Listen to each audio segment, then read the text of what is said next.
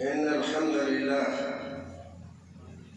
نحمده ونستعينه ونستغفره ونعوذ بالله من شرور أنفسنا ومن سيئات أعمالنا.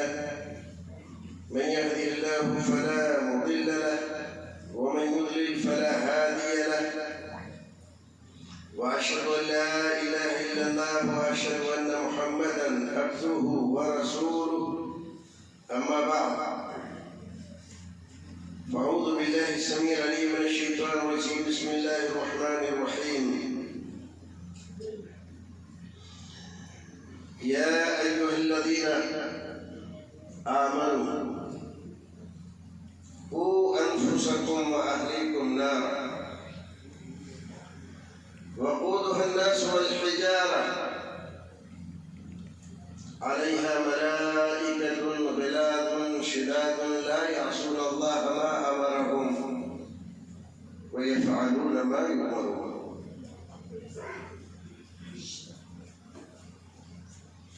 وقال النبي صلى الله عليه وسلم: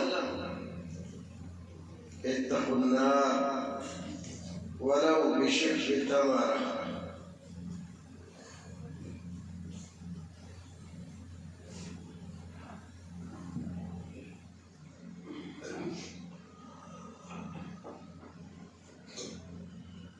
رسول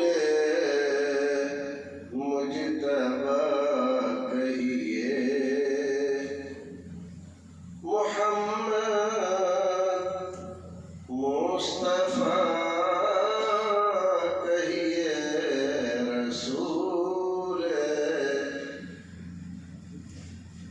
مجتبی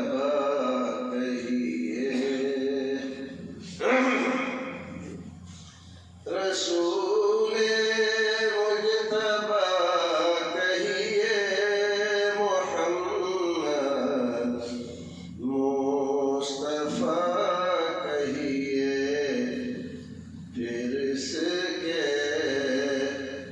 بعد بس وہ ہیں، پھر اس کے بعد کیا کہیے، رسول مجتبی کہیے، رسول مجتبی کہیے، محمد مصطفیٰ کہیے، خدا کے بعد بس وہ ہیں، پھر اس کے بعد کیا کہیے، رسول مجتبی کہیے، جبین و رخ محمد کے تجلی ہی تجلی ہیں، جبین و رخ محمد کے تجلی ہی تجلی ہیں، کسے شمس و ضحیٰ کہیے، کسے بدر الدجیٰ کہیے، رسول مجتبی کہیے، جب ان کا ذکر ہو دنیا سراپا گوش بن جائے، جب ان کا ذکر ہو دنیا سراپا گوش بن جائے، جب ان کا نام آئے مرحبا صلی علی کہیے، رسول مجتبی کہیے،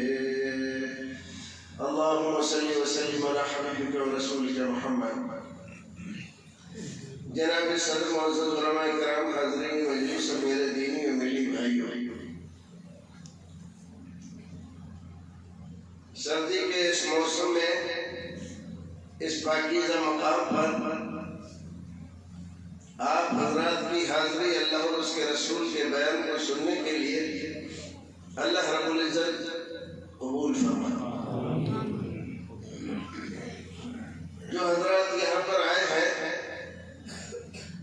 اللہ رسول کی باتیں سننے کے لیے، پروردگار ان کے درجات میں بلندی عطا فرمائے، ایمان میں قوت عطا فرمائے، اور پروردگار ان کی زندگی کو اپنی رضامندی کے لیے قبول فرمائے۔ بھائیو عزیز، یہ زندگی جو اللہ رب العزت نے ہمیں دی ہے،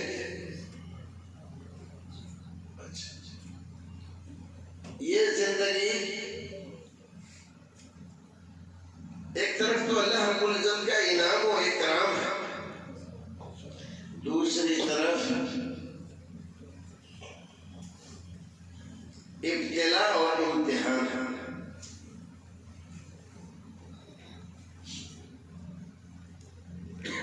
اللہ رب العزت نے احسان فرمایا، ہمیں انسان بنایا، اور انسان میں بھی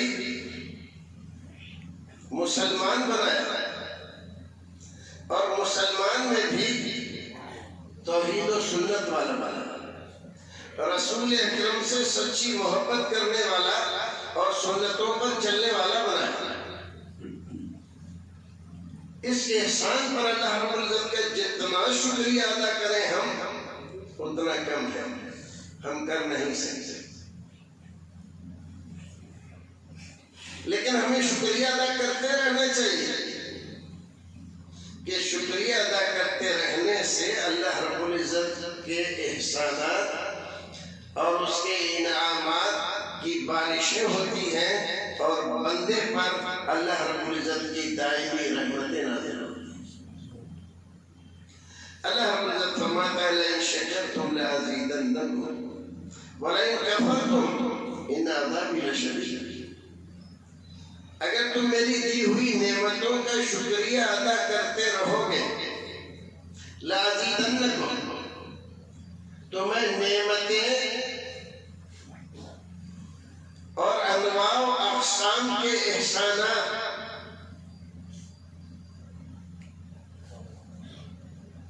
اتنے دوں گا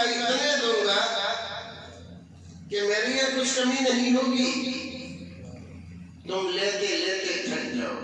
لأزیدنکم، میں اور زیادہ دوں گا، تو اس کے خزانے میں کوئی کمی ہوگی؟ اس کے خزانے میں کوئی کمی نہیں۔ جتنے انسان اس وقت ہیں دنیا میں، تصور کرو کہ اس سے 1000 گنا اور زیادہ بڑھ گئے، اور سب ایک میدان میں ہیں، بہت بڑا میدان،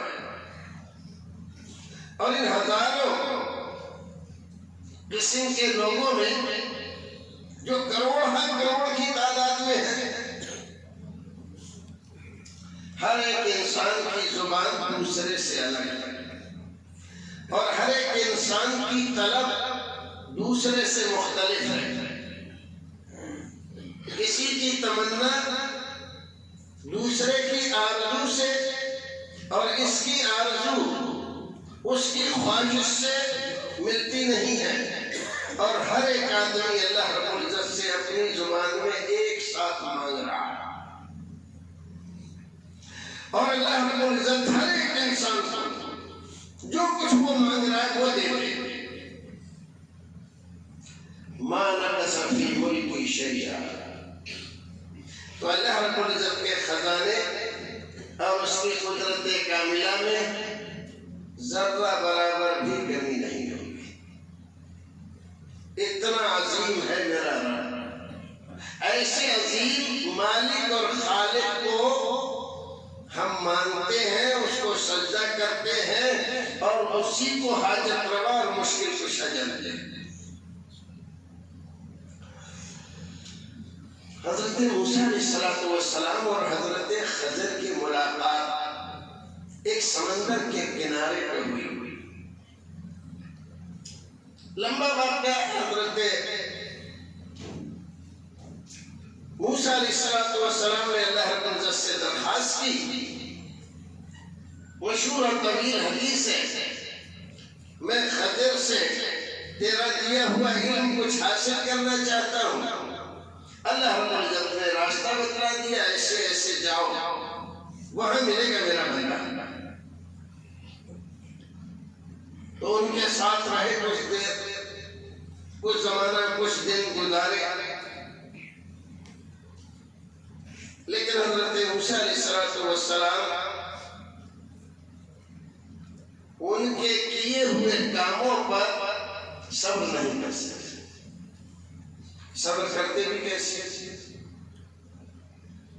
جس کشتی والے نے ان کو بٹھا کر دریا کے پار نکال دیا، ایک پیسہ بھی نہیں لیا، حضرت خضر نے اترتے ہوئے اس کا ایک پٹلا اکھاڑ کے اس کو عیبدار بنا دیا. بڑا تعجب ہوا، عجیب آدمی ہے. ایک تو بیچارے نے احسان کیا ہمارے ساتھ، کوئی پیسہ بھی نہیں لیا، دریا کے اس کنارے سے اس کنارے پہنچا دیا. کتنے پیارے انداز میں ہمارے ساتھ پیش آیا. بجائے اس کے کہ ہم اس کا شکریہ ادا کریں، انہوں نے اس کی کشتی ہی خراب کر دی. تو کہا یہ کیا کیا؟ کہا دیکھو میں نے کہا تھا نا کہ تم صبر نہیں کر سکو گے. کہا اچھا میں بھول گیا، اب اعتراض نہیں کروں گا. استاد کیا کر رہا ہے؟ شاگرد کو اعتراض نہیں کرنا ہے، یہ پہلے طے ہو گیا ہے. وہاں سے چلے ایک بستی میں، بہت سارے بچے کھیل رہے تھے. اچھے پیارے بچے ویسے ہی پیارے لگتے ہیں. ایک بڑا خوبصورت بچہ گئے اس کے پاس، اس کو پکڑا اور زمین سے دے مارا، وہیں مر گیا. عجیب آدمی. ان بیچارے بچوں نے کیا کیا تھا؟ کسی نے گالی نہیں دی، کسی نے کوئی گستاخی نہیں کی، کچھ بھی نہیں کیا، اور اس بچے کو مار دیا. یہ کیا کیا آپ نے؟ کہا میں نے کہا تھا نا کہ تم صبر نہیں کر سکو گے. کہا بھول گیا، معاف کر دو، اب نہیں کروں گا. پھر چلے آگے. چلتے چلتے تھک گئے تھے، بھوکے بھی تھے. ایک بستی میں پہنچے. بستی والوں سے کہا ہم مسافر ہیں، تمہارے مہمان بننا چاہتے ہیں، ہمیں کچھ کھانا وانا کھلا دو. اتنے نالائق بستی والے، کسی نے یہ نہیں کہا ہمارے گھر چلو کھانا پانی ملے گا. سب نے انکار کر دیا. حضرت خضر نے دیکھا ایک دیوار گرنے کو ہے، تو اس دیوار کو درست کر دیا.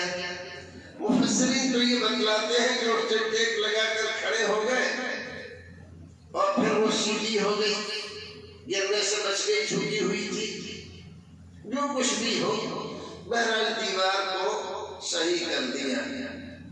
حضرت موسیٰ علیہ السلام سے پھر برداشت نہیں ہوئی. کہا کہ عجیب آدمی، ارے اتنے نالائق کی بستی والے ہیں، کسی نے پانی کو بھی نہیں پوچھا، کھانے کو تو چھوڑو، اور اتنا بڑا کام جس میں کئی مزدور لگتے، تب جا کر یہ دیوار ٹھیک ہوتی، بغیر پیسے کے کر دیا. یہ اتنے نالائق لوگ ہیں، ان کا کام کرنا چاہیے. موسیٰ کہا تھا نا صبر نہیں کر سکو گے. کیا غلطی ہوگی؟ کہا غفراکم بینی و بینک، اب یہ جدائی کی گھڑی آ گئی ہے، اب ہم اور تم ساتھ نہیں رہ سکتے. پھر سب کی تفسیر بتائی. کشتی کو کیوں عیبدار کیا، اس بچے کو کیوں مارا، اور یہ دیوار سیدھی کیوں کر دی.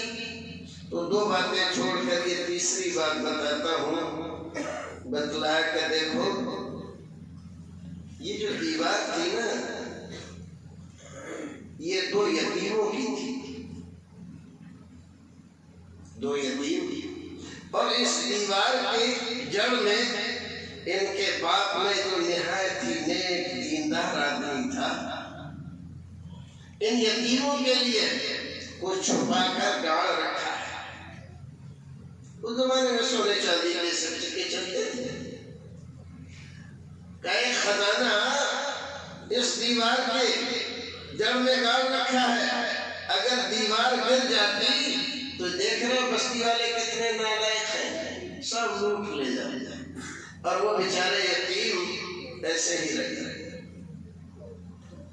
باپ نیک تھا، دیندار تھا، اللہ رب العزت نے چاہا کہ اس کے نیک دیندار باپ کی اولاد پریشان نہ ہو۔ یتیم تو ہو گئے بیچارے، کہیں ایسا نہ ہو کہ کھانے پانی کو محتاج ہو جائے اور مانگتے پھریں۔ تو اللہ رب العزت کی رحمت جوش میں آئی اور ان کے کھانے پینے کا انتظام کر دیا۔ مجھے حکم دیا، اشارہ ہوا کہ اس دیوار کو درست کر دو، تو میں نے درست کر دیا۔ میں اپنے طرف سے تھوڑی کچھ کرتا ہوں، وہ حکم دیتا ہے تو کرتا ہوں۔ بھائی عزیزو، واقعہ بڑا ہے اور بڑا تفصیلی ہے اور بڑا عبرت آمیز ہے۔ پڑھیں ہم قرآن شریف اور تفسیر پڑھیں، بہت ساری چیزیں اس میں نکلیں گی، لیکن ہمیں جو چیز بتانا ہے وہ کیا کہ اگر باپ نیک اور دیندار ہوتا ہے تو اللہ رب العزت کی نظر عنایت ہوتی ہے اس پر، اور اس کا اثر اس کے بچوں کو بھی جاتا ہے۔ اور وہ جو بچہ مار دیا تھا نا، اس کے بارے میں بتلایا کہ وہ بچہ بڑا ہو کر اپنے والدین کے لیے مصیبت اور پریشانی کا باعث بنتا تھا، اور وہ دونوں بڑے نیک ہیں، ماں بھی نیک ہے اور باپ بھی نیک ہے، لیکن یہ نالائق بیٹا بڑے ہو کر نافرمان ہوتا والدین کا۔ اس لیے اللہ رب العزت کا اشارہ ہوا کہ اس کو اس وقت تک کے لیے جیتا مت رکھو، تو ہم نے اس کو مار دیا۔ دو واقعے ہوئے نا، اور دونوں سے ایک ہی پیغام ملتا ہے، کیا کہ نیکی کرو گے، نیک جذبات رکھو گے، اللہ کو راضی رکھو گے، تو تمہاری زندگی ہی تک نہیں، تمہارے بعد والی زندگی تک اس کے اثرات باقی رہیں گے، اور تمہاری اولاد پر بھی اس کے اچھے اثرات پڑیں گے، اور اللہ رب العزت اپنی رحمتیں، عنایتیں، شفقتیں تمہارے بچوں پر بھی رکھے۔ بات آئی سمجھ میں؟ تو کیا سمجھ میں آیا کہ نیک راستہ چلنا چاہیے کہ نہیں، اللہ کو راضی کرنا چاہیے کہ نہیں، دینی زندگی گزارنا چاہیے کہ نہیں؟ اللہ رب العزت کو خوش کرنے کے لیے ہمیں عبادت، ریاضت سے لے کر جو کچھ اللہ رب العزت نے ہمیں دیا ہے، اللہ رب العزت کی رضامندی اور خوشنودی کے لیے خرچ کرنا چاہیے۔ رب راضی ہو جائے تو سب راضی ہے، کسی کی پرواہ نہیں کرنی چاہیے۔ اچھا، ایک سوال، ہم نماز پڑھتے ہیں، نماز کا مقصد کیا ہے؟ زکوٰۃ دیتے ہیں، زکوٰۃ کا مقصد کیا ہے؟ حج کرتے ہیں، حج کا مقصد کیا ہے؟ روزہ رکھتے ہیں، روزے کا مقصد کیا ہے؟ تلاوت قرآن کرتے ہیں، تلاوت قرآن کا مقصد کیا ہے؟ یہ جتنی بھی عبادت کرتے ہیں، صدقہ، خیرات وغیرہ وغیرہ، سب ان تمام کا مقصد کیا ہے؟ انسان کو اللہ رب العزت نے کس لیے پیدا کیا ہے؟ تو مولوی صاحب سے پوچھیں تو مولوی صاحب بتائیں گے کہ اپنی عبادت کے لیے پیدا کیا ہے اسے۔ انسان کی زندگی کا مقصد کیا ہے؟ عبادت۔ تو اب سوال ہوتا ہے کہ پھر عبادت کا مقصد کیا ہے؟ عبادت کیوں کرتے ہیں؟ دیکھو، ان ساری عبادتوں کا ایک ہی مقصد ہے، وہ کیا ہے؟ ہمارا رب ہم سے راضی ہو جائے۔ نماز، روزہ، حج، زکات، صدقات، خیرات تمام کے کرنے سے مقصد کیا ہے؟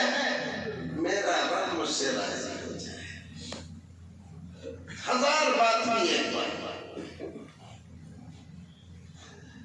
آپ نماز پڑھتے ہو، اللہ رب العزت کو کیا تمہاری عبادتوں کی ضرورت ہے؟ اگر تم عبادت نہ کرو تو اللہ رب العزت کو کوئی فرق پڑے گا؟ ایک حدیث میں رسول اکرم صلی اللہ علیہ وسلم نے فرمایا، لو ان انسکم و جنکم، تم انسان ہی نہیں، سارے انسان، سارے جن، سب اللہ رب العزت کے باغی ہو جائیں۔ کیا ہو جائیں؟ باغی۔ کوئی عبادت نہ کرے، کوئی اللہ کی حمد و ثنا نہ کرے، کوئی اللہ رب العزت کو نہ پکارے، کوئی اللہ رب العزت کی تعریف نہ کرے، سب باغی ہو جائے، اس کو برا بھلا کہے، اس کی نافرمانی پر اتر آئے، تو کیا اللہ رب العزت کی اس کائنات میں، اس کی ملکیت میں، خلاقیت میں، رزاقیت میں، اس کی بادشاہت میں کسی طرح کی کوئی کمی واقع ہو جائے گی؟ کوئی کمی نہیں، کسی طرح کی کوئی کمی نہیں۔ اور اگر سارے انسان، سارے جن نہایت ہی متقی، پرہیزگار انسان کی طرح سے ہو جائے، ہر وقت اللہ رب العزت کی عبادت میں لگے رہے، تو کیا اللہ رب العزت کی ملکیت اور خلاقیت اور اس کی بادشاہت میں کوئی اضافہ ہو جائے گا؟ کیوں بھائی؟ اضافہ ہوگا کچھ؟ ذرہ برابر بھی اضافہ نہیں۔ کیا پتہ چلا؟ تمہاری عبادتیں، تمہاری نمازیں، تمہارے روزے، یہ سب تمہارے لیے۔ کس کے لیے؟ تمہارے لیے۔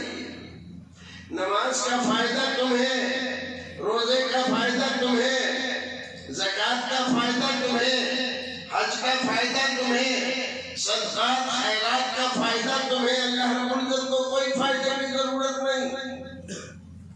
نماز اس لیے فرض کی ہے تاکہ تمہاری دنیا بھی بنی رہے اور آخرت بھی بنی رہے۔ روزہ بھی اس لیے لعلکم تتقون، شیطان سے تم لڑ سکو، نیکی کرنے کا پختہ ارادہ اور جذبہ پیدا ہو جائے تمہارے اندر، اور تمہارا دل برائیوں سے الگ ہو جائے، کوئی شیطان تمہیں بہکا نہ سکے۔ اس لیے روزہ، اس سے اللہ رب العزت کیا کہتا ہے؟ کچھ نہیں۔ ان ساری چیزوں کا فائدہ تم کو ملتا ہے، اور ہم کرتے کس لیے ہیں؟ ہمارا رب ہم سے راضی ہو جائے۔ یہ ہے اسلام کی ساری تعلیمات کا خلاصہ، اپنے رب کو راضی کرنا ہے ہمیں۔ یہی عبادت ہے، اسی کا نام پرہیزگاری ہے، اسی کا نام تقوی شیاری ہے۔ اگر رب راضی ہو جائے تو ساری دنیا ہماری مخالف ہو جائے، ہر وقت ہمارے پیچھے قاتل پھرے مارنے کے لیے، سازشی لوگ سازشیں کریں ہمارے خلاف، تباہ و برباد کرنے کے لیے، لیکن اللہ رب العزت ہماری مدد پہ ہے۔ دنیا کچھ رکھ سکتی ہے؟ حضرت ابراہیم علیہ نبینا وعلیہ الصلاۃ والتسلیم امام الموحدین ہیں، بہت بڑا مذہبی پیشوا اور اپنے زمانے کا سب سے بڑا مہن تھا۔ پورے ملک میں جو مورتیاں بکا کرتی تھیں پوجا پاٹ کے لیے، وہ سب ان کے یہاں سے بچا گیا۔ सोना चांदी हीरे जवाहरात की कोई कमी नहीं थी घर में। लेकिन हजरत इब्राहीम अलैहिस्सलाम को अल्लाह रब्बुल इज्जत ने खास काम के लिए पैदा फरमाया। थोड़े से बड़े हुए तो बाप ने कहा बेटा जाओ ये मूर्तियां बेच कर आओ। तो वो लोगों को बेचते हैं, एक को दूसरे से लड़ाकर, बहुत मजबूत है देखो टूटती नहीं है। लोगों को ताज्जुब होता है कि ये क्या कर। इसी तरह से थोड़े और बड़े हुए, बाप से पूछा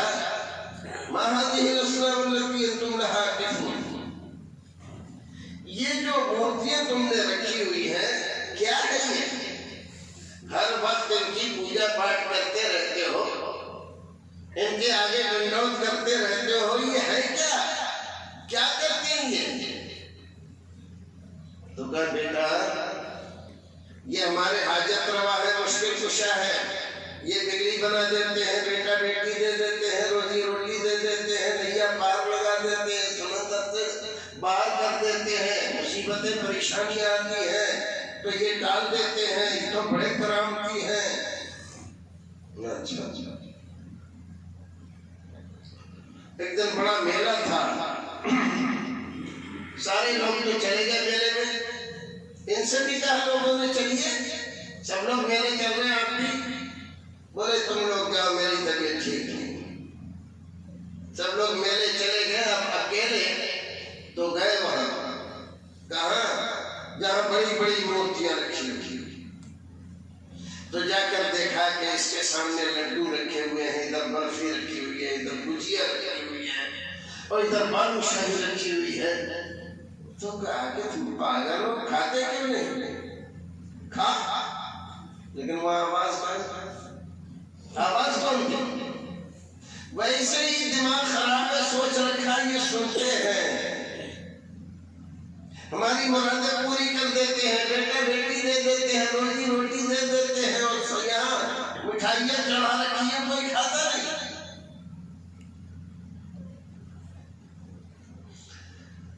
एक कुल्हाड़ी भी किसी की नाक, किसी का कान, किसी का हाथ, किसी का पैर तराशा, और कुल्हाड़ी बड़ा जो था सबसे बड़ा उसके गले में लटका कर अपने घर आ गया। अब दस्तूर ये था कि मेले से आने के बाद जबरदस्त पूजा पाठ होती थी। जब आकर देखा यहाँ, अरे ये क्या हुआ? अब सब हैरान, मुंह फैले हुए हैं, आंखें फटी हुई है। जेमी गोयन करने को किसने किया होगा? कौन कर सकता है? वही एक है, वही इनके खिलाफ बोलता रहता है, और तो कोई है नहीं।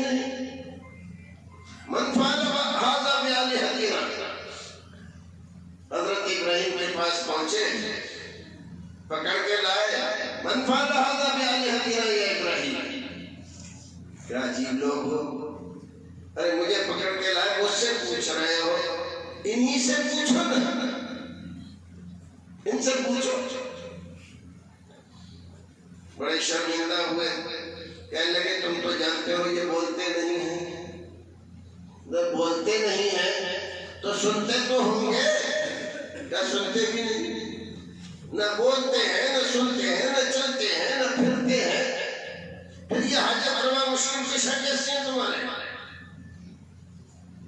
क्या मुझसे मत पूछो, इससे पूछो। मुझे तो लगता है कोई बात घरों में हुई होगी तो इस बड़े वाले को गुस्सा आ गया, इसने सब ये कुछ किया है। समझ रहे थे कि मजाक उड़ा रहे हमारे मारे। बादशाह की यहाँ जाके शिकायत की, बादशाह ने कहा ये तो बहुत बड़ी गुस्ताखी की है, इसको तो सजा मिलनी ही चाहिए। तो नमरूद के पार्लियामेंट में ये तय हुआ कि इब्राहीम को जलाकर खाकस्तर कर दिया जाए, दुनिया से नाम और निशान मिटा दिया जाए। तो उस जमाने में जाहिल माए मिन्नत मांगती थी, जैसे आजकल हमारी मिन्नत मांगती है। अगर हमारा बच्चा इस बीमारी से सेहतयाब हो गया तो फला दरगाह पे चादर चढ़ाएंगे, फला पे संदल, फला पे हाजिरी زمانے کی عورتیں ابراہیم کو جلانے کے لیے جو خندقیں کھودی گئی ہیں اس میں اتنی لکڑیاں ہم بھی دیں گے اگر ہمارا بچہ صحیح ہو گیا تو، ہمارا کاروبار درست ہو گیا تو اتنی لکڑیاں ہم دیں گے ابراہیم کو جلانے کے لیے۔ بڑی بڑی خندقیں کھود کے اور لکڑیوں کے ڈھیر لگا کر اس میں آگ جلا دی۔ اتنی اونچی لکڑیاں اٹھ رہی ہیں کہ اس کے اوپر پرندہ نہ اڑ سکے۔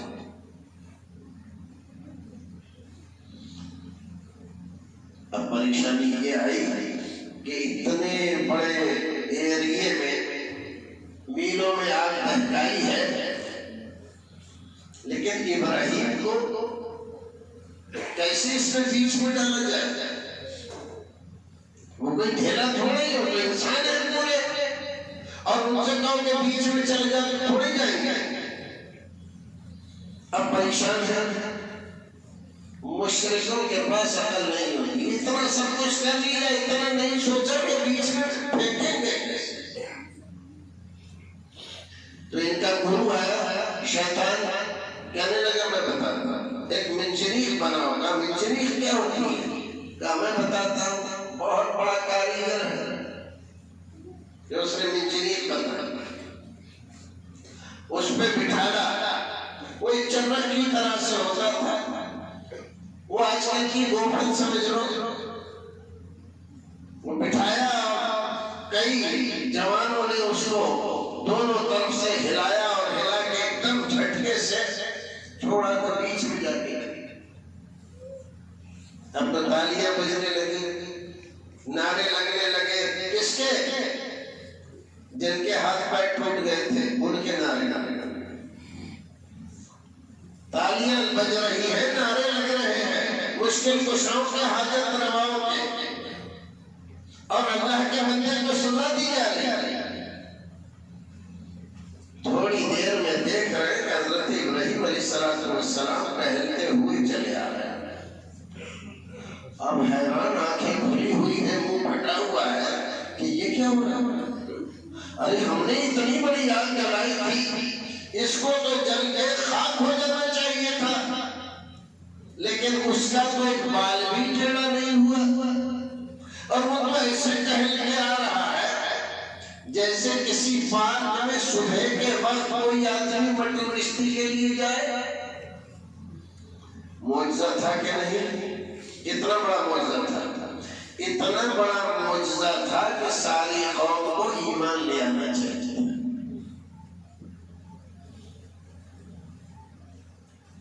کہ یہ اور اس کا رب اتنے پاورفل ہیں، آج اس کو جلاتی نہیں، اور اس کا رب جس کو یہ مانتا ہے اس کے مقابلے میں کسی کی کوئی چال چلتی نہیں۔ بات سمجھ آ رہی ہے کہ نہیں؟ ایمان لانا چاہیے تھا کہ نہیں؟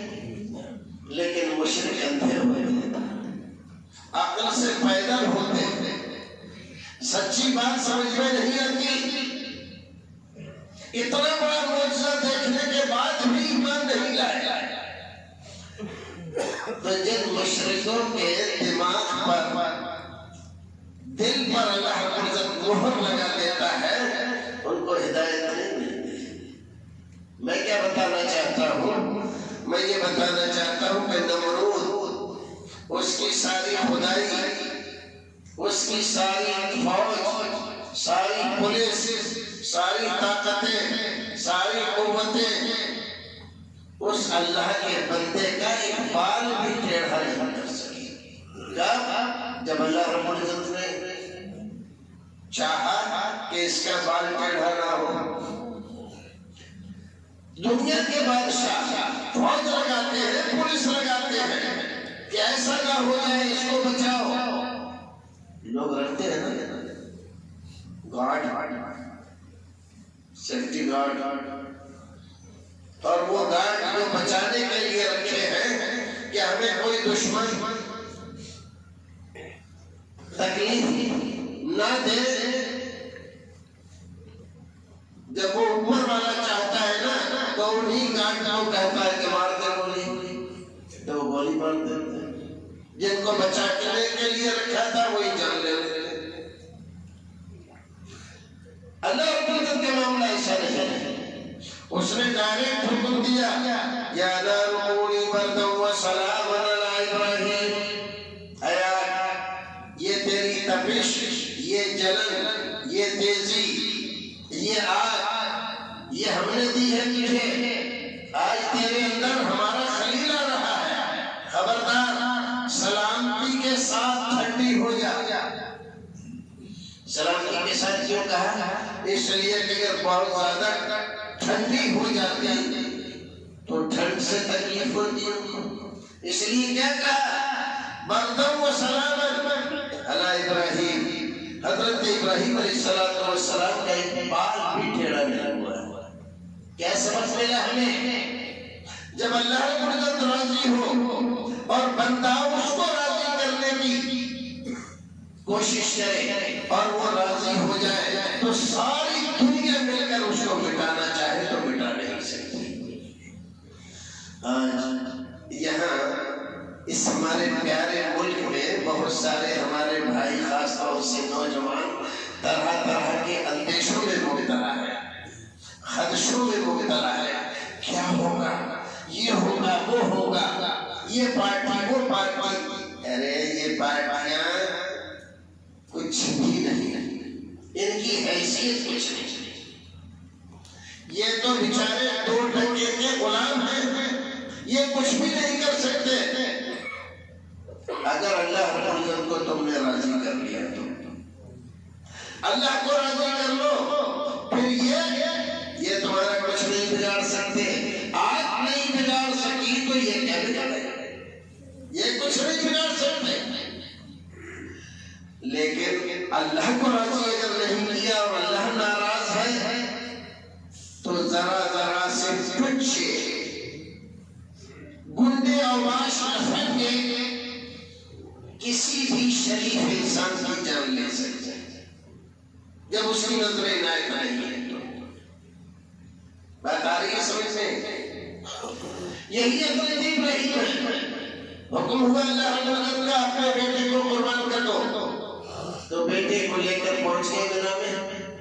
منا قربان گاہ تھی، بیٹے کو لٹایا، بیٹے نے کہا آنکھوں میں پٹی باندھ دو، کئی چھری پھیرتے ہوئے خیال نہ آ جائے کہ میرا بیٹا ہے، پٹی باندھ لی اور گھٹنا لگا دیا اس کے سینے پر اور چھری چلائی۔ جب گرم گرم خون نکلا اور نکل کر ہاتھ پہ آیا تو دل کو یقین ہو گیا قربانی ہو گئی۔ لیکن جب پٹی کھولی تو حیران رہ گئے، یہ کیا ہوا؟ سارے امتحانوں میں اب تک میں پاس ہوتا چلا آیا، اس امتحان میں فیل ہو گیا۔ وَنَادَيْنَاهُ يَا إِبْرَاهِيمُ قَدْ صَدَّقْتَ الرُّؤْيَا إِنَّا كَذَلِكَ نَجْزِي الْمُحْسِنِينَ۔ اللہ رب العزت سے آواز آئی، وَنَادَيْنَاهُ يَا إِبْرَاهِيمُ، اے ابراہیم قَدْ صَدَّقْتَ الرُّؤْيَا، تمہیں جس بات کا حکم دیا گیا تھا وہ تم نے پورا کر دیا۔ کہ اللہ حکم تو یہ تھا کہ بیٹے کو قربان کروں، کہاں پورا کر دیا؟ بیٹا تو بچ گیا، میں ناکام ہو گیا، کہاں ناکام نہیں ہوئے، کہاں پھر یہ کیا ہے؟ قربان کرنا تھا بیٹے کو، یہ تو تم نہ قربان ہوا۔ جواب دیا وَكَذَلِكَ نَجْزِي الْمُحْسِنِينَ، جو ہمارے بن کر زندہ رہتے ہیں اور ہمارے لیے سب کچھ قربان کرنے کے لیے تیار ہو جاتے ہیں، ہم انہیں ایسے ہی بہتر بدلا دیتے ہیں۔ کیوں بھائی؟ چھری کا کام کیا ہے؟ کاٹنا۔ وہ یہ دیکھتی ہے کہ باپ ہے کہ بیٹا ہے، اپنے ہاتھ سے تم اپنا ہاتھ کاٹو گے تو چھری جائز کرے گی؟ کسی اور کا کاٹو گے جائز کرے گی؟ نہیں کرے گی۔ لیکن وہ جب وہ نہ چاہے تو چھری چلے گی؟ کچھ نہیں۔ تو اس کو راضی کرو، اس کو راضی کرو۔ تمہارا دشمن تمہارے پاس آ کر تمہیں نقصان پہنچانا چاہے، مارنا چاہے، ختم کرنا چاہے، تباہ کرنا وہ خود تباہ ہو جائے گا، لیکن تم تباہ نہیں ہوگے جب اللہ کی نظر سیدھی ہوگی۔ اللہ رب العزت ہمیں اور آپ کو نیک عمل کرنے کی توفیق عطا فرمائے۔ اب دو چار باتیں کام کی ہو جائیں۔ اللہ رب العزت فرماتا ہے یا ایھا الذین آمنوا قوا انفسکم واہلیکم نارا، اے ایمان والو، اے وہ لوگوں جن کو دعویٰ ہے کہ ہم اللہ پر ایمان لائے، اللہ کے رسول پر ایمان لائے، اسلام کو مانتے ہیں، قرآن کو مانتے ہیں، قوا انفسکم واہلیکم نارا، اپنے آپ کو بچاؤ، اپنے گھر والوں کو بچاؤ، اپنے بیٹوں کو بچاؤ، اپنی بیٹیوں کو بچاؤ، اپنی اولاد کو بچاؤ۔ کس چیز سے بچاؤ؟ نارا، جہنم سے، اس آگ سے بچاؤ۔ کس آگ سے؟ وقودها الناس والحجارہ، جس آگ کا ایندھن انسان ہے اور پتھر ہے،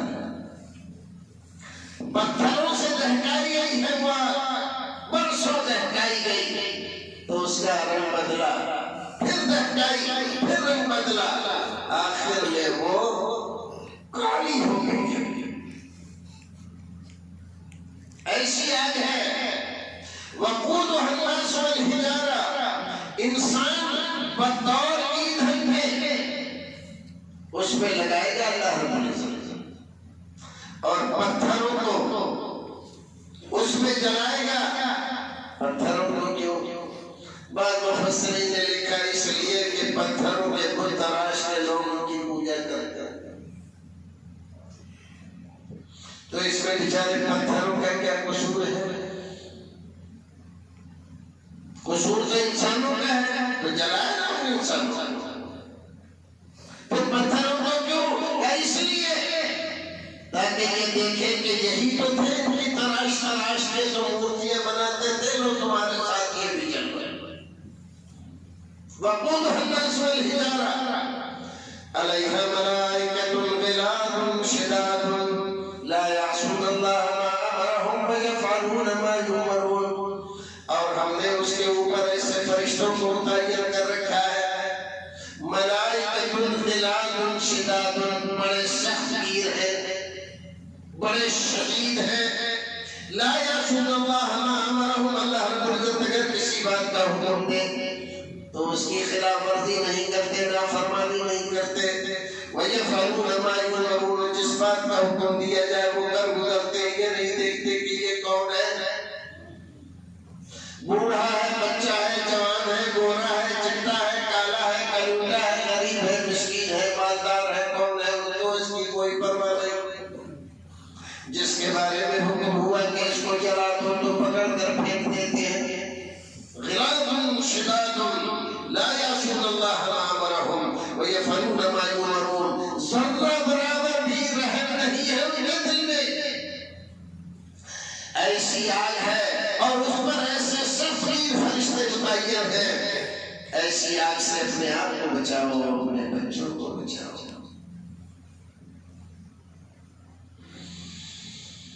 بچانا چاہیے کہ نہیں؟ تو کیسے بچیں گے؟ بچوں سے پیار ہے، زندگی بھر باپ کماتا ہے، شاندار مکان بناتا ہے، کس کے لیے؟ بچوں کے لیے۔ فیکٹری جماتا ہے، کس کے لیے؟ بچوں کے لیے۔ کمپنی بناتا ہے، کس کے لیے؟ بچوں کے لیے۔ کاروبار چھوڑتا ہے، بینک بیلنس چھوڑتا ہے لاکھوں کروڑوں کا، کس کے لیے؟ بچوں کے لیے۔ اتنا پیار ہے بچوں سے، ہاں بہت پیار ہے۔ یہ سب دنیا کے لیے 60-70 سال کی زندگی کے لیے اتنا کچھ کر رہا ہے بچوں کے لیے، اور تو ہمیشہ کی زندگی ہے، وہاں کے لیے نہیں سوچا کہ یہ بچے میرے جنت میں چلے جائیں۔ کیوں؟ بچے جنت میں جائیں یہ بہتر ہے کہ دنیا میں عیش و آرام سے دارون بن کر رہے، یہ بہتر ہے، اور آخرت میں پکڑے جائے۔ ہمارا رب بہت مہربان ہے، اس نے ہمیں بتا دیا ہے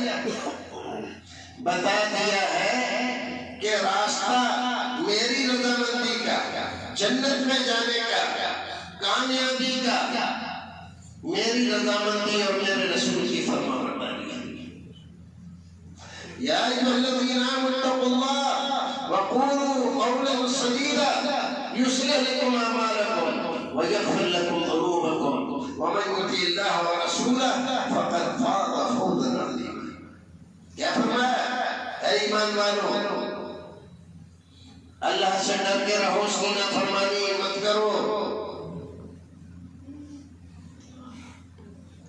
وقولوا قولا سدیدا، اور صاف سچی اور سیدھی بات کہا کرو۔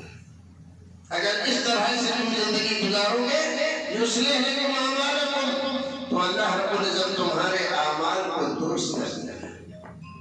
جو کچھ تم کر رہے ہو اللہ رب العزت تمہارے اعمال کو درست فرما دے گا، قبول کر لے گا، وَيَغْفِرْ لَكُمْ ذُنُوبَكُمْ، اور تمہارے سارے گناہ معاف کر دے گا۔ وَمَنْ يُطِعِ اللَّهَ وَرَسُولَهُ، جو اللہ اور اس کے رسول کی فرمانبرداری کی زندگی گزارتا ہے، فَقَدْ فَازَ فَوْزًا عَظِيمًا، وہ در حقیقت زبردست کامیابی سے ہمکنار ہوتا ہے، کامیابی اس کو ملتی ہے۔ بھائیو عزیزو، ہم اور ہماری زندگی، ہم اور ہمارے بچے، ہم اور ہماری مائیں بہنیں، ہماری بیویاں، ہماری بچیاں کیا کر رہی ہیں؟ اسلام کو کتنا مان رہی ہے، کتنا اس پر چل رہی ہے، شوہر کی فرمانبرداری کتنی ہو رہی ہے، اور شوہر اپنی بیویوں کے حقوق کتنے ادا کر رہا ہے؟ کیا ہم نے دیکھا ہے؟ اس پہ نظر کی ہے، محاسبہ کیا؟ اللہ رب العزت فرماتا ہے ہن لباس لکم وانتم لباس لہن، اے مردو، یہ جو تمہاری بیویاں ہیں یہ تمہارا لباس ہے، وانتم لباس لہن، اور تم اپنی بیویوں کے لباس ہو۔ کیا مطلب ہوا؟ بیویاں ہمارا لباس ہے، ہم بیویوں کے لباس ہے، اس سے کیا ہوا؟ ارے سمجھو، اس سے یہ ہوا جیسے لباس آدمی کو زیب و زینت عطا کرتا ہے، لباس پہننے سے آدمی کی شخصیت نکھر کے سامنے آتی ہے، خوشنما لگتا ہے، اچھا لگتا ہے، پیارا لگتا ہے، عزت والا وقار والا لگتا ہے۔ اور اگر لباس نہ ہو، کسی آدمی کو ننگا کھڑا کرو ذرا تو کیسا لگے گا؟ ہر ایک آدمی نظریں جھکا لے گا، اس کی طرف دیکھنا بھی نہیں چاہے گا۔ آدمی بے عزت ہو جاتا ہے، جب کسی کو بے عزت کرتے ہیں تو اس کو ننگا کرتے ہیں، اس کی ٹوپی چھین لیتے ہیں، اس کی قمیص اتروا لیتے ہیں، اس کے کپڑے بھی اتروا لیتے ہیں، اور پھر اس کو ذلیل کر کے گھماتے ہیں تمام لوگ۔ پہلے ایسا ہی نہیں ہوتا۔ اللہ رب العزت نے فرمایا یہ بیویاں تمہارا لباس ہے، تمہاری عزت ان کے ہاتھ میں ہے، اور تم بیویوں کا لباس ہو، بیویوں کی عزت تمہارے ہاتھ میں ہے۔ جیسے لباس کو ہم درست رکھتے ہیں، میلا ہو جائے تو اس کو دھوتے ہیں، اس کا خیال رکھتے ہیں، پریس کرتے ہیں، صاف ستھرا کر کے بنا کر رکھتے ہیں، ایسے ہی اپنی بیویوں کا خیال رکھو، بیگا ان کو بس سکھاؤ، اور جس طرح سے بیوی کو حکم دیا ویسے ہی مردوں کو حکم دیا، اور جیسے مردوں کو حکم دیا ویسے ہی بیوی کو حکم دیا۔ اور بیویوں کے لیے تو بڑا مختصر نسخہ اللہ رب العزت نے فرمایا، بہت مختصر، اور رسول اکرم صلی اللہ علیہ وسلم نے اس کو اور مختصر کر کے فرمایا۔ ایک صاحب نے پوچھا اللہ کے رسول سب سے اچھی عورت بیوی کون سی ہے؟ فرمایا اذا رأیتها سرتک وَإِذَا أَمَرْتَهَا أَطَاعَتْكَ وَإِذَا غِبْتَ عَنْهَا حَفِظَتْكَ۔ سب سے اچھی بیوی وہ ہوتی ہے کہ جب تو اسے دیکھے تو تجھے خوش کر دے، تجھے خوش کر دے، اتنے پیار سے تجھے دیکھے اور اپنے آپ کو بنا کر رکھے کہ اس کو دیکھ کر پھر تجھے کوئی اور عورت یاد نہ آئے، تجھے بد نظری کی عادت نہ ہو، کوٹھے پہ جانے کی خواہش نہ ہو، وہ آبرو باختہ ہیروئن رنڈیے فاحشائیں اس کے دل میں نہ بیٹھے، اپنی بیوی کی محبت میں اتنا کھو جائے کہ اس کو لگے کہ میری بیوی جیسی کوئی عورت نہیں۔ اذا رأیتها سرتک، ایسا کب ہوگا؟ جب بیوی اپنے کام کاج سے فارغ ہونے کے بعد نہا دھو کر اچھے کپڑے پہن کر اور جو کچھ بھی اس کو میسر ہے زیب و زینت کر کے اپنے شوہر کا انتظار کر رہی ہے۔ تو ایک تو یہ عورت ہے اور ایک عورت وہ ہے مرد آیا ابھی اس نے قدم رکھا نہیں ہے، آ گئے فلاں کام کو کہا تھا کر کے لائے، بچے کی فیس جمع کر دی، فلاں سے بات کر کے آئے، نہیں یہ تو بھول گیا، تمہیں کچھ آتا ہی نہیں، یہ بھول گیا وہ بھول گیا، کرتے کیا ہوگا؟ بیچارے نے ابھی چارپائی پر کرسی پر اپنے آپ کو ٹکایا بھی نہیں تھا کہ شکایتوں کا دفتر کھل گیا، اور جب اس نے دیکھا تو ہاتھ سڑے ہوئے ہیں، سر جھاڑ کو پہاڑ۔ اس عالم میں عورت اگر اپنے شوہر کا استقبال کرے گی تو شوہر خوش ہوگا، اس کو اچھا لگے گا۔ اس لیے بہت سارے نوجوان گھر سے باہر رہتے ہیں کہ گھر میں جاؤں گا تو چک چک کرے گی، جب سو جائے تب جاؤں گا۔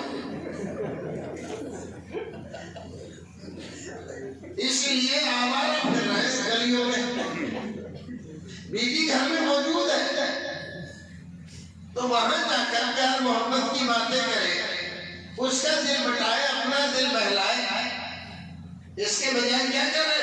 گلیوں میں آوارہ پھر رہے۔ کیوں؟ اس لیے کہ اس کی زبان اتنی لمبی ہے کہ وہ اس کو چین سے رہنے نہیں دیتی، اور جب اس کو دیکھتا ہے اور پھر فلم دیکھنے جاتا ہے، وہاں پر دیکھ رہا ہوں کیا حسن ہے، کیا خوبصورتی ہے، کیا جوانی ہے، بات کرنے کا انداز کتنا اچھا ہے، اپنے شوہر کو کتنی خوش رکھتی ہے، کتنی فرما بردار ہے، وہ آتا ہے تو اس کی جھوٹی اتارتی ہے، اس کا کوٹ اتارتی ہے اور سلیقے سے کھاتی ہے۔ اب وہ اس بیوی سے محبت کرے گا کہ اس سے کرے گا؟ کیوں بھائی؟ اس سے کرے گا۔ اب گھر میں اب اس کو شکایت ہو رہی ہے، ضرور تم چکر میں ہو کسی، ارے چکر میں تو تم نے ڈالا ہے، اگر تو اس سے محبت کرتی، اس کے ساتھ اچھا برتاؤ کرتی تو یہ ادھر ادھر کیوں پھرتا؟ میں اپنی ماں و بہنوں سے کہتا ہوں اللہ کے واسطے، شوہر کی نیکی اور دینداری، اس کی پاک دامنی، عفت و عصمت، پرہیزگاری، یہ بہت حد تک تمہارے ہاتھ میں ہے۔ اگر تم اس کو خوش رکھو، وہ باہر سے آئے تو اس کا استقبال اچھے انداز میں کرو۔ اذا رأیتها سرتک، بیوی کو دیکھے تو سب غم بھول جائے، کس سے لڑ کر آیا، کس سے ہجت کر کے آیا، کس سے مار پیٹ ہوئی اور کس سے گالی گلوچ ہوئی، سب بھول جائے بیوی کو دیکھ کر۔ آج تو آپ کے چہرے پر ذرا اچھے آثار نہیں لگ رہے، کسی سے لڑ کے آئے ہیں، بیٹھیے، ٹینشن مت لیا کیجیے، میں ابھی چائے لاتی ہوں، چائے لا کے پلائیے، کافی لا کے پلائیے، یہ دیکھیے حلوہ بنایا ہے، یہ دیکھیے کھیر بنائی ہے، یہ کھائیے اور یہ چیز، اس کو دنیا میں کچھ اور اچھا لگے گا؟ وہ تو چاہے گا کہ ہر وقت گھر میں رہے۔ ماں باپ شکایت لڑکے کی شادی کیا کرتی ہے تو نکلتا ہی نہیں گھر سے۔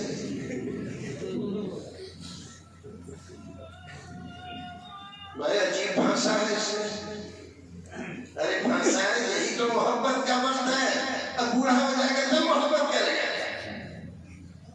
بھائی اس کو آپ شکریہ ادا کرو اس عورت کا کہ اس نے اپنی محبت کے جال میں پھنسا ہے تو ادھر ادھر منہ مارنے نہیں جاتا، اپنی عاقبت خراب نہیں کرتا، تمہاری خاندانی عزت کو بچا کے رکھتا ہے۔ اور اگر یہ عورت اس کے لمتے لے کر پیچھے پڑ جائے تو ادھر ادھر بھاگے گا تو کیا ہوگا؟ خاندانی عزت بھی جائے گی۔ فلاں صاحب یہ تو تہجد گزار ہے، نمازی ہے، لوڈے کیا کر رہے ہوں گے؟ کیا کوئی چھلے اڑا رہے ہیں؟ فلاں جگہ دیکھا تھا ان کو، کریں گے کہ نہیں کریں گے؟ تو اس عورت کا شکریہ ادا کرو، اس نے اپنے محبت کے جال میں اس کو پھانسا ہے تو برائیوں سے روکا ہے۔ تو یہ مسئلہ ایک تو عورتوں کے ساتھ رسول اکرم صلی اللہ علیہ وسلم نے فرمایا سب سے آسان نسخہ عورت کے لیے، اذا عبدت ربها وأطاعت بالها، اپنے رب کی عبادت کرے اور شرک نہ کرے، بدعت نہ کرے، اور اپنے شوہر کی فرما برداری کرے۔ اللہ اکبر، کیا فرمایا؟ من ای ابواب الجنت شاء دخل، جنت کے جس دروازے سے چاہے داخل ہو جائے۔ اس سے آسان نسخہ کوئی اور ہوگا؟ عورت کے لیے اس سے آسان نسخہ کوئی؟ لیکن آج کل عورتیں جب بیٹھتی ہیں تو اپنے اپنے شوہروں کی کہانیاں بتاتی ہیں۔ ارے شروع میں ہم آئے تھے تو یہ ان کا غصہ تو نام پہ دھرا رہتا تھا، جب دیکھو نظر ٹیڑھی ہے، سیدھے منہ بات نہیں کرتے تھے۔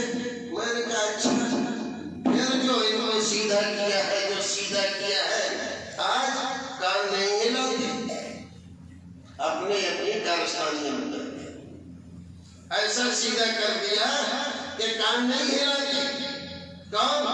شوہر صاحب، عورتیں ایسا سیدھا کر دیتی تو اس کی فرما برداری نہیں، اپنی فرما برداری کراتی ہے۔ اگر اس نے کہا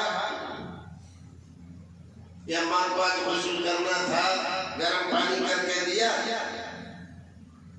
ارے کیا وہ نہیں کر سکتی؟ گرم پانی میں ہی کر کے دوں گی، اس سے پہلے نہیں کرتی تھی، میں کوئی ٹھیکیدار ہوں؟ ارے تمہارے ساتھ میرا نکاح ہوا، تمہاری اماں کے ساتھ ہوا، سارے گھر کی نوکرانی ہوں میں، مجھ سے نہیں ہوگا۔ ارے یہ کیا کہہ دیا؟ باپ اتنی تمنا سے اس کو بہا کر لایا، وہ سوچ رہا تھا کہ بہو آئے گی نیک، دیندار، اچھی، تو اپنے شوہر کو بھی خوش رکھے گی اور ہمارا بھی خیال کرے گی۔ تو ہمارا خیال کیسے کر رہی ہے؟ تو ہم لائے تھے نیک دیندار لائے تھے، یا یہ دیکھ کے لائے تھے کہ جہیز خوب ملے گا؟ تو اگر جہیز خوب ملے گا اس چکر میں لائے تھے تو وہ تو سب وصول کرے گا، جتنا لے کر آئی ہے باپ کے گھر سے وہ وصول کرے گی۔ تو آپ اس سے امید مت رکھو کہ وہ آپ کا احسان مانے گی یا آپ کے ساتھ اچھا سلوک کرے گی۔ رسول اکرم نے بیوی کے انتخاب میں، دلہن کے انتخاب میں، بیٹے کی بہو کے انتخاب میں 4 چیزیں بتلائی ہیں۔ کوئی حسب و نسب کو دیکھ کر ہماری برادری کی ہے، اور کوئی مال و دولت کو دیکھ کر مال خوب ملے گا، بڑا آدمی ہے اس کا باپ، سعودی میں کام کر رہا ہے اتنے زمانے سے، اچھا جی، اور کوئی حسن و جمال دیکھ کر بڑی خوبصورت ہے لڑکی۔ کسی نے دین نہیں دیکھا، دیندار ہے نہیں، نماز پڑھتی ہے نہیں پڑھتی ہے، کل ہی ایک صاحب پوچھ رہے تھے، مولوی صاحب ہمارا ایک دوست ہے، اس کی بیوی 2 بچے بھی ہیں ان کے، نماز نہیں پڑھتی اور نماز کو کہتا ہے، شوہر کو اس سے لڑتی، اور زیادہ اس نے کہا کہ مجھے چھوڑ دو لیکن بچے تمہیں نہیں دوں گی۔ اب یہ بچے کسے ملیں گے؟ اب یہ بچوں کا جھگڑا ہے۔ بھائی پہلے دیکھتے کہ یہ دیندار ہے نہیں تو یہ جھگڑے کیوں ہوتے ہیں؟ رسول اکرم نے کہا تھا فَاظْفَرْ بِذَاتِ الدِّينِ تَرِبَتْ يَدَاكَ، دیندار لڑکی دیکھ کر لاؤ تو یہ شوہر کو بھی خوش رکھے گی اور اپنے ساس سسر کو بھی خوش رکھے گی۔ اگر بے دین عورت ہو تو اچھے خاصے گھر کو جہنم بنا دیتی ہے، اور اچھی سمجھدار سگڑ نیک دیندار اپنے ماں باپ کی اچھی تربیت والی لڑکی لے کر آؤ گے، تمہارا گھر جہنم ہوگا تو اس کو جنت بنا دے گی۔ وہ طاقت ہے عورت میں، جادوگر ہے جادوگر، لیکن اس کے اوپر تھوڑی محنت کی ضرورت ہے۔ تمام بھائی لوگ اپنی بچیوں کی تربیت بچپن سے ہی بہتر کریں اور بچوں کی بھی تربیت پہ دھیان دیں۔ جیسے کماتے ہو ویسے ہی ان بچوں کی آخرت کی بھی فکر کرو، کیونکہ اللہ رب العزت نے ہمیں حکم دیا ہے اپنے آپ کو بھی بچاؤ اور اپنے بچوں کو بھی بتاؤ جہنم سے۔ رسول اکرم فرماتے ہیں اتقوا النار ولو بشق تمرہ، آگ سے اپنے آپ کو اپنے بچوں کو بچاؤ، چاہے ایک کھجور کا ایک ٹکڑا، پوری کھجور نہیں، کھجور کا ایک ٹکڑا اللہ کے راستے میں دے کر اگر بچا سکتے ہو تو وہ بھی بچا لو۔ یہ بس سوچو اس ٹکڑے سے کیا ہوگا۔ ایک ٹکڑا بھی اگر خالص نیت سے اللہ رب العزت کو راضی کرنے کے لیے دیتے ہو، اللہ رب العزت نے قبول کر لیا تو ایک ٹکڑا، ایک کھجور تمہیں جہنم سے بچانے کے لیے کافی ہو جائے گی۔ اللہ رب العزت نے اور آپ کو نہیں عمل کرنے کی توفیق عطا فرمائے۔ جب تک دنیا میں رکھے ایمان و سلامتی کے ساتھ رکھے، جب دنیا سے لے جائے ایمان و سلامتی کے ساتھ لے جائے۔ بھائی جو کچھ بھی باتیں کی گئیں ان میں سب سے پہلی بات کیا تھی؟ ساری عبادتیں اور ساری کوششیں ایک مسلمان کی اس لیے ہونا چاہیے کہ میرا رب مجھ سے راضی ہو جائے، تو رب کو راضی کرنے کی کوشش ہر حال میں ہونا چاہیے۔ دوسری بات کیا تھی؟ اس کائنات میں کوئی کسی کا کچھ نہیں بگاڑ سکتا، نہ کوئی مار سکتا ہے، نہ لوٹ سکتا ہے، نہ تباہ کر سکتا ہے۔ اگر اس کی نظر سیدھی ہے تو ڈرنے کی ضرورت نہیں ہے، حوصلہ رکھو، ہمت رکھو، بزدل بن کے جینے کی ضرورت نہیں ہے۔ ہمت اور حوصلے سے اگر وقت آ گیا ہے تو ایسے ہی صحیح غازی بن کر رہو یا شہید بن کر جاؤ دنیا سے۔ تیسری بات، اللہ رب العزت نے نیکی میں بڑی طاقت رکھی ہے۔ نیکی اور نیک آدمی دنیا سے چلا بھی جاتا ہے پھر بھی اس کا اثر باقی رہتا ہے دنیا میں، اور اللہ رب العزت اس کی اولاد کو اس کی نیکی کا، اس کی ہوئی نیکی کا اچھا اور پیارا بدلہ دیتا ہے۔ اور اگر جنت میں جانا چاہتے ہو، گھر کو بہتر بنانا چاہتے ہو تو اپنے گھروں کی عورتوں کی تربیت کرو، اور عورتوں کے تعلق سے یہ بات کہ اپنے شوہر کی اطاعت و فرما برداری کریں اور زبان کو قابو میں رکھیں، زبان کو قابو میں رکھیں، سنیں زیادہ کہ اللہ رب العزت نے 2 کام دیے ہیں تاکہ زیادہ سنیں، اور زبان کتنی ہے؟ ایک، کم بولو گی اور زیادہ سنو گی تو فائدے میں رہو گی، دنیا بھی بہتر اور آخرت بھی بہتر ہوگی۔ اللہ رب العزت ہمیں اور آپ کو نیک عمل کرنے کی توفیق عطا فرمائے۔ جی مجھے شریعت کے مطابق عورتوں کے چہرے پر پردے کا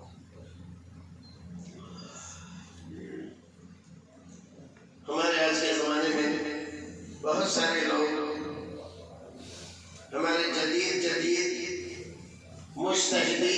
وجہ سے کہتے ہیں چہرے کا پردہ نہیں ہے، چہرے کا پردہ نہیں ہے، تو کس چیز کا پردہ ہے؟ انسان کے جسم میں، خاص طور سے عورت کے جسم میں جو چیزیں اللہ رب العزت نے جاذب نظر رکھی ایسی رکھی ہے کہ آدمی اس پر فدا ہو جائے، اپنی جان قربان کر دے، تو اس کی بھویں ہیں، اس کی آنکھیں ہیں، اور آنکھوں کی بڑی بڑی پلکیں ہیں، بڑی بڑی آنکھیں ہیں، اور اس کے انار جیسے رخسار ہے، اور پھول کی پنکھڑی جیسے اس کے ہونٹ ہیں، اور گال میں اگر گڈھا پڑتا ہے تو آدمی لوٹ جاتا ہے۔ یہ ساری چیزیں کہاں ہیں؟ یہ ساری چیزیں چہرے ہی ہیں، اور اسی کو آپ کہہ رہے ہو کہ اس کا پردہ نہیں کرو، تو پھر پردہ کیا ہے؟ چلتے چلتے لڑکی نے ایک آنکھ دبا دی تو آپ تو وہیں بے ہوش ہو جاؤ گے، کہاں جا رہے تھے بھول جاؤ گے، چکرا کر گر پڑو گے یا گھر چلے جاؤ گے۔ تو پردے سے رہے گی تو آنکھ دبائے گی، کہ کھلی رہے گی تو آنکھ دبائے گی۔ یہ لوگ جو بتا رہے ہیں سمجھ میں ان کے نہیں آتا۔ ایک آدمی نے بہت خوبصورت مکان بنایا، کھڑکیاں، پردے، رنگ روگن، سیب و زینت، پیش قیمت، جھاڑ فانوس اور سب کچھ لگا کے، اور سب طرف سے ایسا بندوبست کیا کہ کوئی نہ آ سکے، لیکن مین گیٹ کھول دیا تو آنے سے بچے گا۔ عجیب معاملہ ہے، یہ عقل مندی میں وقوفی ہے۔ ارے آپ نے مین گیٹ تو کھول دیا تو ادھر کھڑکیوں پہ پردے وغیرہ لگانے سے کیا فائدہ ہے؟ یہ مین گیٹ بند کرو بھائی، تب چور چکے بند ہوں گے، اور جب تک مین گیٹ بند نہیں کرو گے یہ کھڑکیاں اور ان پہ لگے ہوئے پردے یہ کچھ بھی نہیں کریں گے۔ بات آئی سمجھ میں؟ اور سوال جی، سنت لوگوں کا عقیدہ یہ ہے کہ مسجد میں نکاح کرنے سے اولاد نیک ہوتی ہے۔ جی، مسجد میں نکاح اس لیے کیا جاتا ہے کہ رسول اکرم نے بتلایا ہے، عالم بالنکاح وجعلوها فی المساجد، نکاح کو چپ مت کرو، اعلان سے کرو، محلے والوں کو، رشتہ داروں کو، ناطے داروں کو، لوگوں کو پتہ چلے کہ فلاں کا فلاں سے نکاح ہوتا ہے، کہ اگر وہ لڑکی اس لڑکے کے ساتھ جا رہی ہے اور ہاتھ میں ہاتھ دیا ہوا ہے، اتنا نیک آدمی کو لڑکی کو لیے جا کہیں گے کہ نہیں؟ لیکن اگر معلوم ہوا کہ بھائی اس کی بیوی ہے تو کسی کو کوئی تعجب ہوگا؟ کچھ نہیں۔ اس لیے شریعت نے کہا کسی کے سلسلے میں بدگمانی دل میں پالنے کی کسی کو ضرورت نہ پڑے، اس لیے نکاح کا اعلان کرو، سب کو پتہ چل جائے، اور مسجدوں میں کرو۔ مسجدوں میں کس لیے؟ شریعت میں دو وجہ سے، ایک تو یہ کہ اس زمانے میں سب لوگ نمازی ہوا کرتے تھے۔ کیا ہوتے تھے؟ نمازی۔ آج کی طرح سے تھوڑی کہ اکثریت ہماری بے نمازی، تھوڑے سے لوگ نماز پڑھتے، تو جب نمازی ہوتے تھے تو سب مسجد میں ہوتے تھے، تو مسجد میں نکاح ہو رہا تو سارے سماج کو معلوم ہو گیا کہ فلاں کا فلاں سے نکاح ہو گیا، ٹھیک ہے۔ ایک تو یہ، دوسری وجہ یہ سارے نمازی لوگ نکاح ہوا اور اس کے بعد قاضی نے کہا کہ بھائیو دولہا دلہن کو مبارکباد دو، ان کے لیے دعا کرو، تو رسول اکرم بھی دعا دیتے تھے، دعا دیتے تھے اللہ رب العزت تمہارے اس رشتے کو شاد کام کرے، بارک اللہ لکم وبارک علیکم وجمع بینکما بالخیر۔ تو رسول اکرم دعا دیتے تھے، تو جتنے بھی حاضرین ہوں گے سب دعا کریں گے اللہ اس رشتے کو ہمیشہ باقی رکھنا اور اس رشتے سے جو اولاد ہو اس اولاد کو اپنے ماں باپ کی آنکھوں کی ٹھنڈک بنانا. تو اللہ رب العزت نے اگر قبولیت کا وقت ہے اور دعا قبول کر لی تو اولاد نیک ہو جائے گی.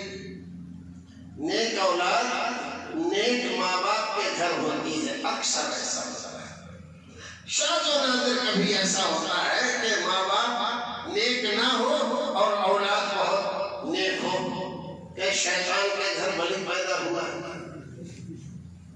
ورنہ اکثر کیا ہے, اولیاء کے گھر میں شیطان ہو جاتا ہے. حضرت نوح علیہ السلام کا بیٹا کافر نکل گیا, ایسا ہو جاتا ہے کہ نہیں؟ تو ایسا کوئی حکم شریعت کا نہیں ہے کہ مسجد میں کرنے سے اولاد نیک ہوتی ہے. وہ وجہ بتلائی گئی ہے کہ سارے نمازیوں کی دعا تم کو مل جائے گی تو تمہارا بیڑا پار ہے. جی ہاں سنت گھر پہ ادا کر کے آتے ہیں اور وقت بچا رہتا ہے کہ کیا وہ مسجد پڑھ سکتا ہے مسجد میں؟ اذان فجر سے پہلے آپ جتنی نماز پڑھنا چاہتے ہو اتنی پڑھ لو. اذان فجر کی ہو گئی, اس کے بعد صرف آپ 2 رکعت پڑھ سکتے ہیں. آپ گھر پہ پڑھو یا مسجد آ کر پڑھو. تحیت الوضو, تحیت المسجد یا کوئی اور نماز اس کی اجازت نہیں ہے, ثابت نہیں ہے. رسول صحابہ کرام رسول اکرم اذان فجر کے بعد صرف 2 رکعت ادا فرماتے تھے. لہذا 2 رکعت ہی پڑھنا چاہیے. تحیت الوضو وغیرہ کیا آج کل تو ہمارے پاس گھڑی ہے, کتنے بجے نماز کھڑی ہوگی معلوم ہے ہمیں, تو ہم اسی اعتبار سے آئے. کیا ضرورت ہے ہمیں پہلے آ کر ہم ادھر ادھر ٹہلنے کی؟ تحیت المسجد ابھی تو ٹائم لا دو, تحیت المسجد کا کھا دیتا ہوں. تو تحیت المسجد میں تنخواہ یہاں پر اذان کے بعد صرف سنت فجر 2 رکعت.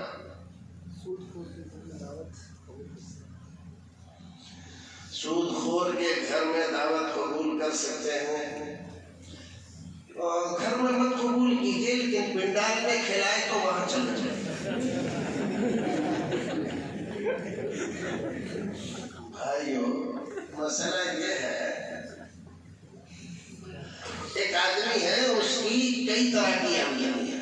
ایک آمدنی سودی کاروبار کی, باقی آمدنی اس کی حلال کی ہے, اور اس کو معلوم ہے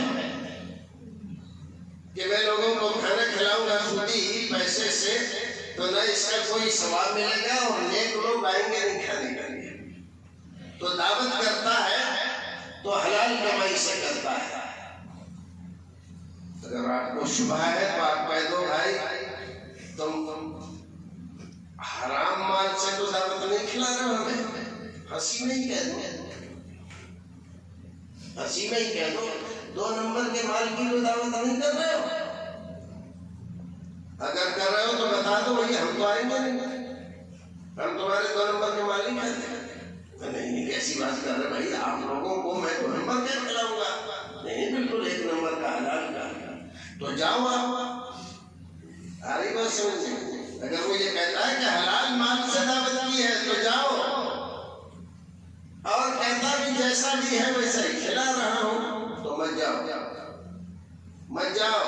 رشتہ داری ٹوٹ جائے گی بھائی صاحب, یہ ہو جائے گا وہ ہو جائے گا, بچی دے رکھی ہے, بچہ دے رکھا ہے, یہ ہے وہ ہے.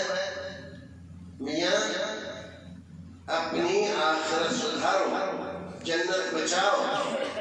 یہ رشتہ داری بچا کر حرام مال کھا کر فائدے میں نہیں رہو گے, نقصان میں رہو گے.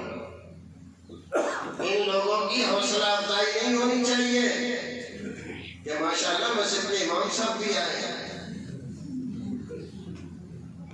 جب امام صاحب کھا سکتے ہیں تو ہمیں کیا, تو اور لوگ بھی کھا رہے ہیں وجہ سے. تو بھائی امام صاحب کو بھی احتیاط کرنا چاہیے. اور اگر ایسے کہیں دعوت ہے اور آپ کو معلوم ہے امام صاحب نہیں گئے ہوں گے دعوت میں, تو پڑوسیوں کو جو نمازی ہیں ان کو امام صاحب کو چپکے سے پکڑ کر لے جانا چاہیے اپنے گھر اور ان کو کھلا دینا چاہیے، کہیں ایسا نہ ہو امام صاحب بھوکے رہ جائیں۔ ایسا ہوتا ہے اکثر جی، تو ایسا نہ کریں۔ تو جس کا مال صرف حرام کا ہے، کوئی اور ذریعہ اس کا حلال کا نہیں ہے، اس کے یہاں دعوت بالکل نہ کھائی جائے۔ اور ایک سوال ہے جی، بعض لوگوں کا کہنا ہے کہ اہل حدیث یہ فرقہ ہے، اس کے اپنے آپ کو اہل حدیث نہ کہیں بلکہ مسلمان ہیں، تو مسلمان فرقہ نہیں ہے، اہل حدیث نہ کہیں فرقہ ہے تو مسلمان کیا ہے؟ یہ فرقہ نہیں۔ بھائی آپ جمعہ 10 دن ہوئے ہیں آپ کو مسلمان بنے ہوئے، یہ جو مسلم کہلاتے پھر رہے ہیں وہی نا مسلمین والے، یہ کتنے دن ہوئے ہیں؟ یہ تو خود فرقہ ہے، یہ تو رجسٹرڈ فرقہ ہے، یہ تو رجسٹرڈ فرقہ ہے، کراچی میں باقاعدہ ان کا رجسٹریشن ہوا ہے، تو یہ تو رجسٹرڈ فرقہ ہے۔ وہ اہل حدیث کیسے فرقہ ہے؟ اگر فرقہ ہے تو اللہ کے رسول نے تو خود کہا ہے ستفترق امتی علی 73 فرقہ کلہم فی النار الا واحدہ۔ کیا فرمایا؟ میری امت عنقریب 73 فرقوں میں بٹ جائے گا، یہ سارے فرقے جہنم میں جائیں گے، صرف ایک فرقہ جنت میں جائے گا۔ وہ جو جنت میں جائے گا وہ فرقہ ہوگا کہ نہیں؟ کیا خیال ہے؟ تو مولوی لوگ آپ بیٹھے ہوئے، وہ فرقہ ہے کہ نہیں؟ وہ بھی تو فرقہ ہے نا۔ کیا کہا 73 فرقے، اس میں ایک فرقہ جنتی تو وہ بھی فرقہ ہوا، تو جنت میں جانے والا بھی فرقہ ہوگا۔ نام رکھنے سے کچھ نہیں ہوتا ہے، پڑھے نہ لکھے نام محمد فاضل، تو محمد فاضل رکھ لیں گے تو بہت بڑے قابل ہو جائیں گے، اور ہیں انگوٹھا ٹیک۔ کوئی اپنے بچے کا نام شہنشاہ رکھ دے اور کپڑے اس کے سلامت نہ ہو تو شہنشاہ ہو جائے گا۔ نام رکھنے سے کچھ نہیں ہوتا ہے، اس کے منہج، اس کے مشن سے بات بنتی ہے۔ جب رسول اکرم سے پوچھا صحابہ کرام نے کہ آپ نے کہا کہ یہ 72 جہنم میں جا رہے ہیں، ایک جنت میں جائے گا، تو یہ کون سا ہوگا فرقہ؟ یہ فرقہ کون سا ہوگا؟ تو کیا فرمایا؟ ما ہم علیہ اليوم، یہ فرقہ وہ ہوگا جس پر میں آج ہوں اور میرے صحابہ۔ تو کیا بتلایا؟ منہج بتلایا۔ جنت میں جانے والے وہ ہیں جو رسول کے طریقے پر اور صحابہ کرام کے طریقے پر چلتے ہیں، اور یہی ہمارے سلف ہیں۔ تو جو سلف کے طریقے پر چلتا ہے، سلفی بن کر رہتا ہے، اسے کوئی فرقہ کہے، فرقے سے بھی فرقہ کہے، اس سے بھی نیچے فرقہ کہے، تو اس کے فرقہ بننے سے کیا ہوگا؟ جب اس کا منہج درست ہے اور وہ رسول کے راستے پر چل رہا ہے، اور رسول کہہ رہے ہیں ترکت فیکم امرین لن تضلوا ما ان تمسکتم بہما، کتاب اللہ و سنتی، تو ہم کتاب اللہ کو فالو کرتے ہیں، سنت رسول اللہ کو فالو کرتے ہیں۔ تو رسول تو کہہ رہے ہیں کہ وہ گمراہ ہو ہی نہیں سکتا، ساری دنیا گمراہ کیا ہے؟ اگر کتاب اللہ سنت رسول اللہ پہ چل رہا ہے، آپ اس کا نام فرقہ رکھ دو، جماعت رکھ دو، کچھ بھی رکھ دو، اس سے کوئی فرق نہیں پڑتا۔ بغیر جماعت کے، بغیر نام کے تم دو، تب بھی کوئی فرق نہیں پڑتا۔ صحابہ کرام نے یہ سب نام رکھے تھے کیا؟ خالی مسلمان تھے، مسلم تھے، اور اسی لیے تو ہم کہتے ہیں کہ مسلم نام رکھو۔ تم کہتے ہو 14ویں صدی میں، اور یہ بات ہے اللہ کے رسول کے زمانے میں، انہوں نے اپنے فرقے کو رجسٹرڈ نہیں کروایا تھا۔ اب تم رجسٹرڈ کرا کے تم یہ عقیدہ رکھتے ہو کہ کعبے کے امام کے پیچھے نماز نہیں ہوتی، تو تم کون سے مسلمان ہو؟ تم تو خارجی ہو، مسلمانوں کو کافر بنانے پر تلے ہوئے ہو، امام حرم کے پیچھے تمہاری نماز نہیں ہوتی، تو یہ خارجیوں کے راستے پر چل رہے ہیں۔ نام اچھا رکھنے سے کچھ نہیں ہوتا۔ جی، اخلاق کا صحیح معنی کیا ہے؟ اخلاق کا صحیح معنی رویہ ہے، رویے کو اخلاق کہتے ہیں۔ اور چلیے مولوی صاحب نے چھٹی دے دی، اللہ رب العزت ہے اور آپ کو نہیں قبول کرنے کی توفیق۔ ہاں، آپ جیسے بزرگ کریں کوئی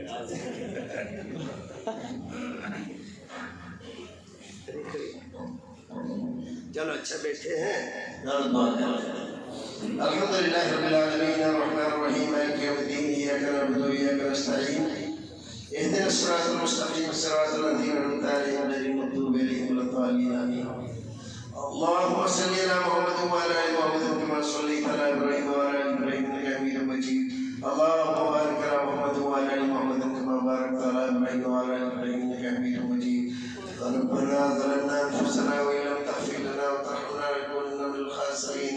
ربنا افرغ علينا صبرا وثبت اقدامنا وانصرنا على القوم الكافرين۔ ربنا اننا آمنا فاغفر لنا ذنوبنا وكفر عنا سيئاتنا وتوفنا مع الابرار يا حي يا قيوم برحمتك استغيث۔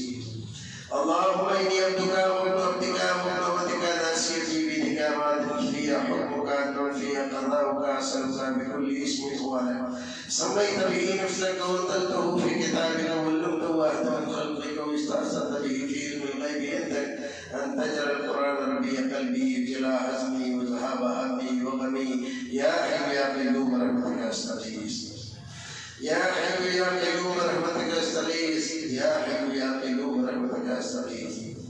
اللهم رحمتك ارجو فلا تكلني الى نفسي طرفة عين واصلح لي شاني كله لا اله الا انت۔ اللهم رحمتك ارجو فلا تكلني الى نفسي طرفة عين واصلح لي شاني كله لا اله الا انت۔ اللهم اني اعوذ بك من جهد البلاء ودرك الشقاء وسوء القضاء وشماتة العذاب يا حي يا قيوم برحمتك استغيث۔ اللهم اغفر لنا فإنك خير الغافرين، اللهم ارحمنا فإنك خير الراحمين، اللهم ارزقنا فإنك خير الرازقين، اللهم اغفر لنا فإنك خير الغافرين يا حي يا قيوم برحمتك استغيث۔ یا اللہ ہمارے گناہوں کو معاف فرما دے، ہماری خطاؤں کو بخش دے، پروردگار جب تک زندہ رکھ اپنے نبی کا فرما بردار بنا کر زندہ رکھ، نمازی بنا کر زندہ رکھ، اپنی مرضی کے کام کرنے کی توفیق عطا فرما، مال دے تو اپنے راستے میں خرچ کرنے کی توفیق عطا فرما، اولاد دے تو اپنا اور ہمارا فرما بردار بنا کر رکھ پروردگار، ان کی اچھی تربیت کرنے کی ہمیں توفیق عطا فرما۔ پروردگار ہمارے بچے قیامت میں ہمارے خلاف اسی جرم کے ارتکاب میں مددگار ہونے کی وجہ سے ہمارے جان نہ بن جائے ہمارے لیے۔ پروردگار جو لوگ کساد بازاری کا شکار ہیں، جن کے کاروبار نہیں چل رہے، پروردگار ان کے کاروبار درست فرما دے۔ جو لوگ بیمار ہیں ان کو بیماری سے شفائے کامل و عاجل عطا فرما کر صحت مند کر دے۔ جو لوگ ہاسپٹلوں میں ہیں پروردگار ان پر رحم فرما، پروردگار ان کو شفائے کامل و عاجل عطا فرما دے۔ اور جن لوگوں کے بچے بیمار ہیں پروردگار ان کی بیماری کو درست فرما کے ان کے والدین کو خوشی عطا فرما۔ پروردگار جب تک دنیا میں رکھی ایمان و سلامتی کے ساتھ رکھ۔ جو لوگ مسلمانوں کو تباہ کرنے برباد کرنے کی سازشیں کر رہے ہیں پروردگار ان کو ایسی سزا دے کہ دوسرے لوگوں کے لیے عبرت کا سامان بن جائے۔ پروردگار ہمارے نوجوانوں کی حفاظت فرما، ہمارے بچوں کی حفاظت فرما، ہماری خواتین کی حفاظت فرما، ہماری مسجدوں کی حفاظت فرما، ہمارے مدرسوں کی حفاظت فرما، ہمارے علماء کی حفاظت فرما، ہمارے ائمہ کی حفاظت فرما۔ پروردگار امت مسلمہ کو نیک ہدایت دے، تیری فرما بردار بن کر رہے، شرک سے بچے، توحید سے دل لگائے اور بدعتوں سے نفرت کرے اور تیرے رسول کی سنتوں پر عمل کرنے کے لیے ہمیشہ تیار رہے اور اس سلسلے میں آنے والی پریشانیوں سے نہ ڈرے اور کسی کا خوف اس کے دل پر طاغی نہ ہو۔ سبحان ربک رب العزت عما یصفون وسلام علی المرسلین والحمد للہ رب العالمین۔